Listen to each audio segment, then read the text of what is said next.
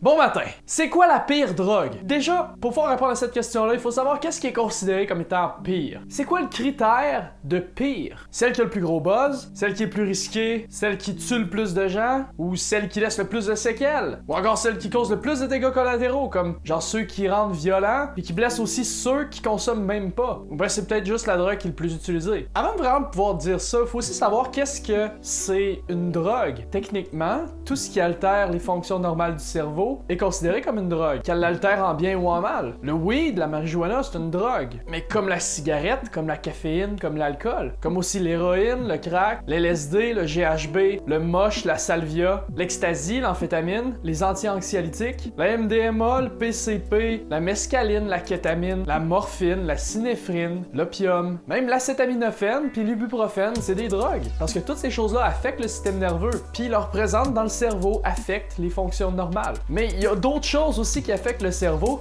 puis qui sont utilisées comme des drogues puis qui ont le même effet que des drogues. Il y a des gens qui se droguent au CO2 puis au monoxyde de carbone. Comme il y a eu des gens qui se mettaient la tête dans le micro-ondes juste 2-3 secondes pour avoir un buzz. Ça donnait que c'était un buzz pas mal permanent, mais il y a quand même des gens qui ont utilisé ça comme drogue. C'est quand même considéré comme drogue, même si ça se consomme pas par ingestion. Puis comme je disais, c'est pareil pour le dioxyde de carbone, le monoxyde de carbone, le protoxyde d'azote, mais aussi la nourriture. Parce que manger affecte le fonctionnement du cerveau. Puis le sexe aussi. Ça affecte les fonctions normales du cerveau, ça change comment tu penses. Comme le sport aussi, l'activité physique modifie le fonctionnement de ton cerveau. Techniquement, la musique aussi, puis les films aussi. Tu sais, pour être considéré comme une drogue, ça n'a pas nécessairement besoin d'être néfaste pour le corps ou la tête. Donc, considérant que le terme drogue est vraiment large, c'est laquelle la pire? C'est celle qui a le plus gros buzz, comme l'LSD qui cause des hallucinations, une dissociation puis une altération temporelle pendant plus de 12 heures de temps. Pas nécessairement, parce qu'en usage contrôlé, quelqu'un qui sait ce qu'il fait peut utiliser l'LSD pour réduire son anxiété, améliorer sa concentration et ses performances, en plus que ça cause pas d'addiction physique, puis c'est pas mauvais pour le corps humain. Puis en plus de ça, il y a une accoutumance qui se fait après 3 ou 4 consommations, ce qui fait que même avec une addiction, quelqu'un peut pas être tout le temps sur l'LSD, il finit par plus être buzzé. En plus que l'intensité des effets, ça dépend de la pureté des produits, de la quantité consommée, de la personne, de l'état d'âme de la personne à sa consommation, de l'environnement dans laquelle ça a été consommé. Il y a plein de choses différentes qui affectent les résultats de la consommation d'une drogue. Tu sais, il y a des gens qui vont vivre des buzz vraiment plus intenses, par exemple sur la kétamine ou juste sur du weed. Comme il y a des gens qui vont vivre des affaires vraiment spéciales, des choses qui vont sembler weird, en consommant des choses qui paraissent aussi banales que de la caféine puis de l'alcool. Puis un gros buzz, c'est pas nécessairement dangereux. C'est comme un gros voyage. Ouais, partir 6 mois en voyage, aller voir des choses extraordinaires que personne n'a jamais vues, ça peut être plus risqué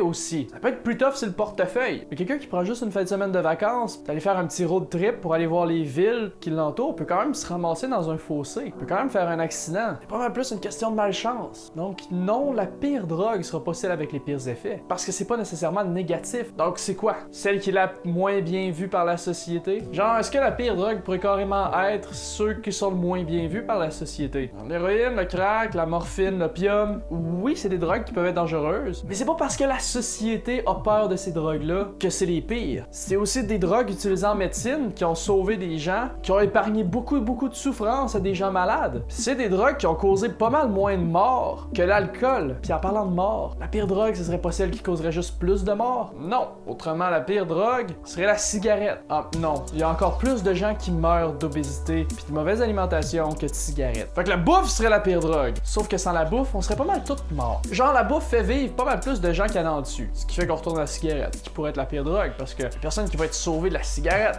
ça pourrait être la pire drogue. Ça a presque pas d'effet, ça tue plein de gens, genre ça tue la moitié des consommateurs en fait. Quoique, encore là, en pourcentage, il y a la drogue crocodile qui a tué encore plus de monde. Mais il y a pire que mourir, il y a souffrir. Puis c'est pas la cigarette qui fait souffrir le plus de gens, puis mettons que c'est pas mal réparti, mais même le sexe en a fait souffrir beaucoup, à cause des maladies transmissibles sexuellement, à cause des peines d'amour, ça compte comme de la souffrance. Mais tu sais, en fait, on s'y prend mal. peux pas trouver la pire drogue en regardant les chiffres. Tu peux pas déterminer c'est quoi la pire drogue juste en regardant des statistiques. Des chiffres, c'est sans valeur, sans logique. Puis juste les chiffres oublient un facteur assez important, le facteur humain. Parce que les humains sont pas tous semblables, on est variés, on est tous différents. Il y a des gens qui fumeront jamais de leur vie, mais il y a des gens qui ont pas tendance à développer des addictions, qui sont capables de carrément tirer le meilleur parti de tout ce qu'ils ont devant eux. Il y a des gens qui utilisent des drogues de façon très contrôlée pour améliorer leurs conditions, améliorer leur sort, sans souffrir de séquelles. Même avec des drogues illégales, sans vivre d'addiction, puis sans souffrir de sevrage. Il y a une pratique un peu controversée qui s'appelle le microdosage, puis qui vise à aller chercher justement le meilleur de chaque drogue, en les prenant dans ces petites quantités pour même pas se sentir de buzz, juste avoir les bienfaits sans les points négatifs. Donc il y a des gens qui arrivent à tirer le meilleur parti de ça, comme il y a des gens qui arrivent à se causer des problèmes de santé avec des addictions à la nourriture puis au sexe, ou encore au café puis à l'alcool. Pourtant c'est légal, parce que la pire drogue, c'est pas celle qui tue le plus de monde, celle qui gâche le plus de vie ou celle dont les gens ont le plus peur. La pire drogue, c'est celle qui te met à risque. La pire drogue,